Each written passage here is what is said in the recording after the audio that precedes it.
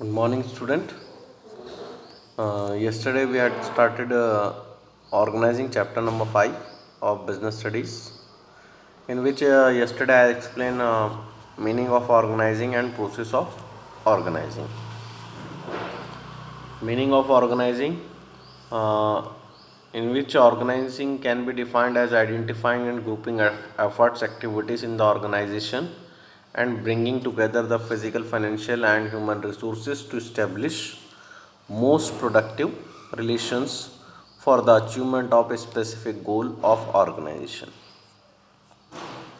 Then after that we discussed yesterday process in which 4 points are covered: identification and division of work, grouping the job and departmentalization, third assignment of duties, fourth establishing reporting relationship. Now today we are going to discuss importance of organizing. See, importance of organizing. There are many points are mentioned. Here. First point, like benefits of division of work and specialization, clarity in work relationship, optimization of optimum utilization of resources, adaptations to change, effective administration, development personnel, and expansion and growth. So these are few six seven. These are seven importance of organizing. So we'll understand one by one all of them. Specialization, simple सा logic है. जो व्यक्ति जिस काम में skill हो, जो व्यक्ति को जो काम आता हो, उसे वही काम देना चाहिए. And it is how possible when you have good organized work. आप जब कोई काम ऑर्गेनाइज करते हैं तो जो व्यक्ति को जो काम आता है आप उसको वही अलॉट करते हैं. सिंपल है. किचन के अंदर जैसे यहाँ पे दिख रहा है, शेफ दिख रहा है, ये रोटियाँ बनाते हुए. हम भी बना सकते हैं रोटी, ठीक है. हर कोई बना सकता है, लेकिन कोई समय ज़्यादा लेगा, कोई समय कम लेगा, किसी का वेस्टेज ज़्यादा होगा, किसी का वेस्टेज नहीं होगा, ठीक है. तो रीज़न यही है कि जो समय ले रहा है या जो वेस्टेज ज़्यादा कर रहा है वो उसको वो काम नहीं आता है. जब उसको वो काम नहीं आता है तो उसे उस काम की जिम्मेदारी या जवाबदारी नहीं देना चाहिए. तो ये ऑर्गेनाइजेशन में भी क्या होता है, ऑर्गेनाइजेशन में इसलिए उन्होंने क्या करा, ग्रुपिंग ऑफ सिमिलर जॉब. उन्होंने सिमिलर जॉब को क्या करा, पहले एक तरफ कर दिया कि जो अकाउंट से रिलेटेड काम है तो उसका उन्होंने डिपार्टमेंट बना दिया. और उस डिपार्टमेंट में सिर्फ उन्होंने किनको अपॉइंट करा, जिनका अकाउंटिंग नॉलेज अच्छा हो या those who have degrees in accounting, okay, banking वगैरह या कॉमर्स वगैरह, MCOM, MBA, इस तरह की डिग्री जिनके पास है उन लोगों को उन्होंने कहाँ पहुँचा दिया, उस specific department. Organization makes clear division of work. Every job is assigned to the right person. The scientific analysis and classification of job results in a specialization. It's related to advantage. Okay. See, division of work here. Everyone is working and everyone has assigned their job.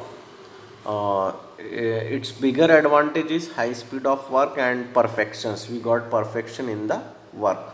हर व्यक्ति को अपनी job responsibility पता होती है, उसे अपना काम पता होता है, और हमने उसे काम कैसे डिस्ट्रीब्यूट किया है, according to their skills, according to their knowledge, according to their qualification.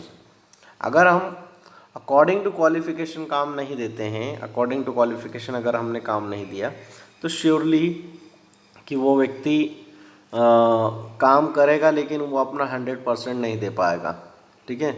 So to get 100% in the organisation from the workers, we have to assign work to the right persons as per their qualities, as per their qualification, as per their knowledge, as per their experience, as per their skills.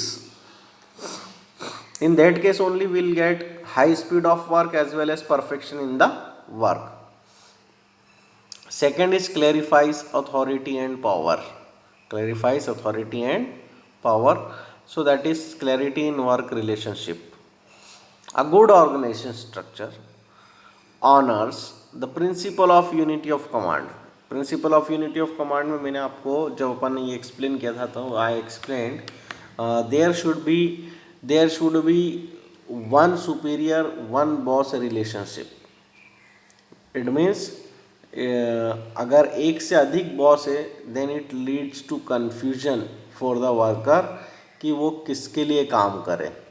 Okay तो इसलिए clarity in work relationship में इन्होंने क्या बोला है, structure honours the principle of unity of command which specify who is report to home.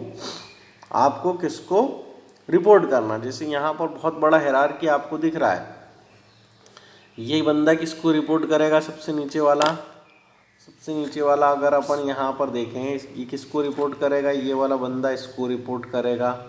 ठीक है, ये दोनों किसको रिपोर्ट करेंगे, इसको रिपोर्ट करेंगे. ये किसको रिपोर्ट करेगा, इसको रिपोर्ट करेगा.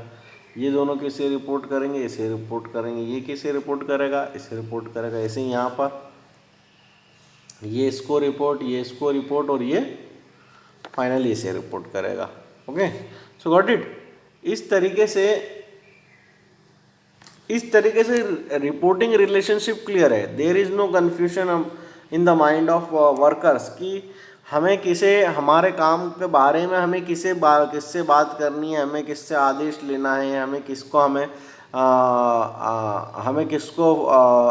हम जो भी काम कर रहे हैं उससे रिलेटेड कौन हमसे फॉलो अप लेगा. ठीक है, वो सारी चीज़ यहाँ पर भी आप देखोगे ये चारों एक ही लाइन में. ठीक है, फिर ये 3 एक लाइन में, फिर ये 2 एक लाइन में, ये. ठीक है, गॉट इट. तो ये अथॉरिटी वर्सेस रिस्पॉन्सिबिलिटी कंसेप्ट आ जाता है यहाँ पर. ठीक है, कि अथॉरिटी आपको कोई भी काम करने को दिया जाता है तो there must be some authority provided to you and by this authority only you can fulfil your responsibility. Without authority, sometimes we are not able to timely our responsibility. That's why authority is generally very important for the work. In helps. Now we are here.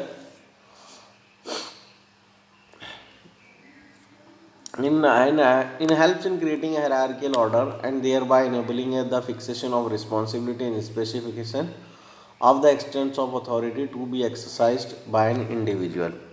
Now after that, third point, optimum utilization of resources. Definitely if things are properly arranged, if things are properly organized, then there must be optimum utilization of resources in the organization. It doesn't matter how many resources you have. If you don't know how to use them, it will never be enough. See, it doesn't matter how many resources you have. ठीक है, ये matter नहीं करता है कि कितना आपके पास में resources, but if you don't know how to use them it will never be enough. So student, अगर हमें ये नहीं पता हो कि हमें रिसोर्सेस को किस तरीके से इस्तेमाल करना है तो कभी भी हमारे लिए रिसोर्सेस इनफ नहीं होंगे. हमें जितने रिसोर्सेस मिल जाएंगे उतने कम होंगे. इसलिए हमारे लिए बहुत ज़रूरी है कि हमारे पास में जो अवेलेबल रिसोर्सेस है उनको ऑप्टिमम ही यूटिलाइज़ करने आना चाहिए. ऑप्टिमम यूटिलाइज़ करने का सबसे बड़ा एडवांटेज जो होता है, लो वेस्टेज होता है, जिसे अपन बोलते हैं इफ़िशियंसी इंक्रीज्ड. लो वेस्टेज होने का सबसे बड़ा advantage low cost of the product and another advantage is high profit. तो हमें बहुत अच्छे से पता होना चाहिए कि हमारे पास में जो भी हमारे पास में मटेरियल है, फाइनेंशियल रिसोर्सेज हैं, ह्यूमन रिसोर्सेज हैं, इनका यूसेज जो है ना हमें बहुत प्रॉपरली करना चाहिए. इनका प्रॉपरली यूसेज क्या होगा, जब आपकी बहुत बेहतर ऑर्गेनाइजिंग होगी. Okay, the proper assignment of job avoids overlapping of work and also make possible the best use of resources. क्या लिखा है यहाँ पर, आपने ध्यान दो, यहाँ पर लिखा हुआ है the proper assignment of job avoids overlapping of work. ये अभी भी काम के असाइनमेंट से ही बात कर रहे हैं. जो वर्क असाइनमेंट होता है ना, जॉब असाइनमेंट, उससे बात हो रही है कि अगर आपने जॉब असाइनमेंट अगर आपने सही करा है, आपने सही व्यक्ति के लिए सही काम का चुनाव करा है, या काम सही काम के लिए उस स्पेसिफिक काम का व्यक्ति का ही चुनाव करा है जो उसे कर सकता हो, तो उसका सबसे बड़ा फ़ायदा ओवरलैपिंग ऑफ वर्क। कई बार क्या होता है, काम करते करते छूट जाता है, फिर वापस उसको कर रहा हूँ, तो इसमें वेस्टेज होता है। And also makes possible the best use of resources, और इससे क्या होता है, best possible use of resources होता है। Avoidance of duplication of work, overlapping नहीं होगा तो डुप्लीकेशन नहीं होगा। डुप्लीकेशन क्या होता है, कई बार अपन एक ही काम को बार बार घुमा फिरा के करे जा रहे हैं क्योंकि हमें उस काम से रिलेटेड नॉलेज नहीं है। So duplication of work helps in preventing confusion and minimising the wastage of resources and efforts. और जब आपके एफर्ट्स मिनिमाइज होंगे, आपके वेस्टेज मिनिमाइज होगा, तो सबसे बड़ा फ़ायदा low cost of production and you are getting high profit. ठीक है, आपका जो कॉस्ट है कि प्रोडक्शन की वो लो हो जाती है और आपके प्रॉफिट क्या हो जाते हैं, हाई हो जाते हैं। Next fourth importance is adaptation to change. Adaptation to change. Properly designed organization structure is flexible. It can be modified according to the changes in the business environment. आपका जो प्रॉपरली डिज़ाइन ऑर्गेनाइजेशन होता है वो flexible होता है as per the changes, as per the need and as per the environmental changes. Okay, we can modify the structure of the organization, we can modify the structure, we can make changes of the organization. तो वो changes क्या है, कई बार ऐसा होता है कि हमारी नीड होती है कि हमें इस ऑर्गेनाइज स्ट्रक्चर में कोई बदलाव करना है, कोई चेंज करना है as per the need of the business, तो as per the external environment of the business, तो हम बहुत आसानी से फ्लेक्सिबल है, हम आसानी से किसी को भी कहीं भी शिफ्ट कर सकते हैं। Fifth importance is effective administration. In effective administration, here organization helps in effective administration by providing a clear description of job and related duties. सबसे महत्वपूर्ण काम होता है, सबसे इम्पोर्टेंट, कि जब आप एक एम्प्लॉय को काम असाइन करते हैं तो उसका जॉब डिस्क्रिप्शन क्लियर होना चाहिए कि उसकी क्या क्या रिस्पॉन्सिबिलिटी है। ठीक है, उसकी जॉब से रिलेटेड उसकी क्या अथॉरिटीज़ हैं, क्या रिस्पॉन्सिबिलिटीज़ है। इट मीन्स जब वो व्यक्ति काम करे, जब वो सबॉर्डिनेट काम करे, तो उसके माइंड में ये कन्फ्यूजन नहीं आना चाहिए कि ये मेरा काम है या नहीं है। जो जिसका काम है उसको बिल्कुल पता होना चाहिए कि उसका ये काम है। जैसे घर के अंदर सर्वेंट आता है, अगर उसका काम है झाड़ू पोछा बर्तन, तो उसे पता होना चाहिए कि मेरा काम क्या है, एक्चुअल काम। मुझे अगर झाड़ू भी लगाना तो मुझे कहाँ तक लगानी है, कौन से रूम की लगानी है, किचन में सफाई करनी है नहीं करनी है, ये सारी चीज़ें पता होना चाहिए। तो इन मैनेजमेंट ऑल्सो, अगर जॉब डिस्क्रिप्शन क्लियर है, व्यक्ति के माइंड में क्लियर है कि उसका काम क्या है, उसको पहले से ही बता रखा है कि आपका क्या काम है, क्या टास्क है, ठीक है, आपकी क्या अथॉरिटी, क्या रिस्पॉन्सिबिलिटी, उसका सबसे बड़ा advantage, this helps to avoid confusions. उससे क्या होता है, this helps to avoid confusions and duplications. Management of an enterprise thereby becomes easy and this brings effectiveness in the administration. अगर जॉब रिस्पॉन्सिबिलिटीज़ क्लियर है, उसकी ड्यूटीज़ क्लियर है employ की, तो वो इफ़िशियंसी और इफेक्टिवनेस को बढ़ाता है, इससे इफेक्टिव एडमिनिस्ट्रेशन बनता है और काम बहुत आसानी से होता है। डेवलपमेंट ऑफ पर्सनल, यहाँ पर्सनल मीन्स पर्सनल का मतलब एम्प्लॉय से रिलेटेड है। पर्सनल का मतलब क्या है, एम्प्लॉय से रिलेटेड। Development of personnel, organizing helps in development of personnel by delegation of work to subordinate.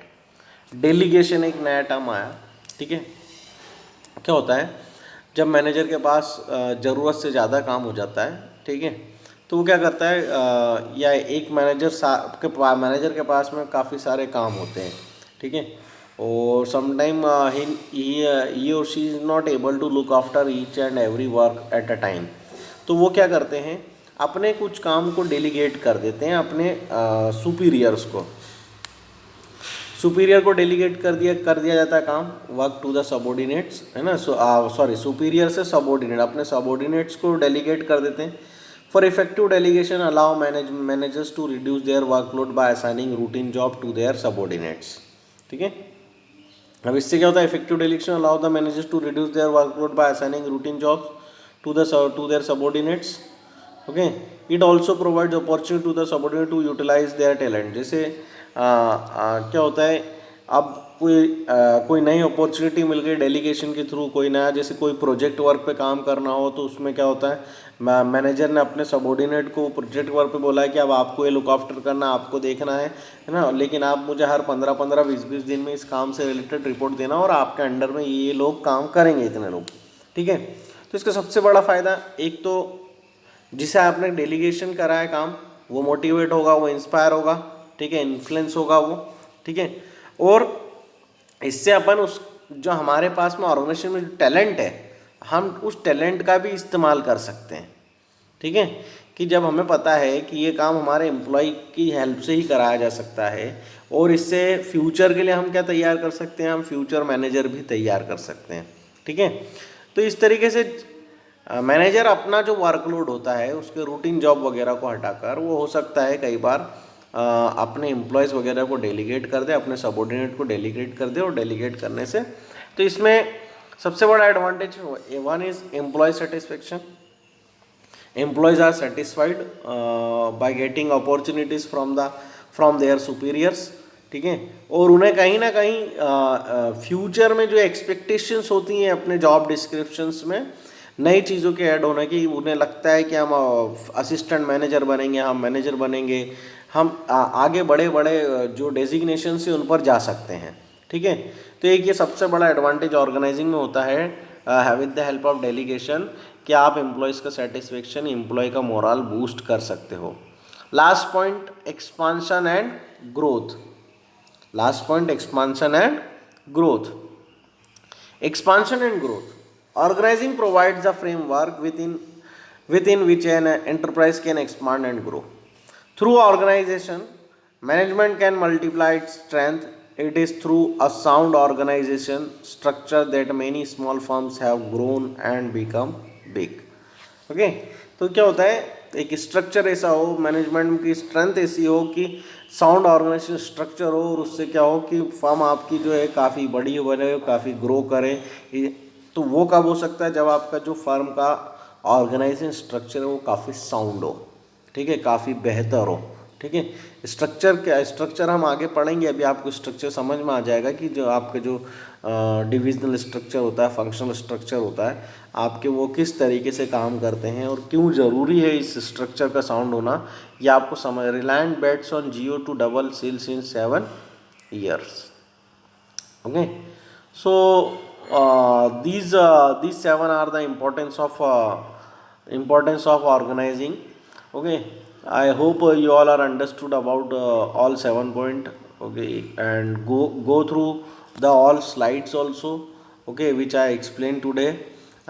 All 7 point, once you all go through the all 7 point again, and if any query is there, if any doubt is there, you can ask me with the help of campus care app, and you can message me on campus care app, and you can personally message me also.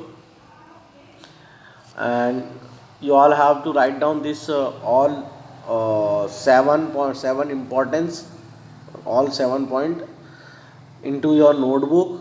Okay, by this you can prepare your notes also. Okay, so thank you so much, have a nice day.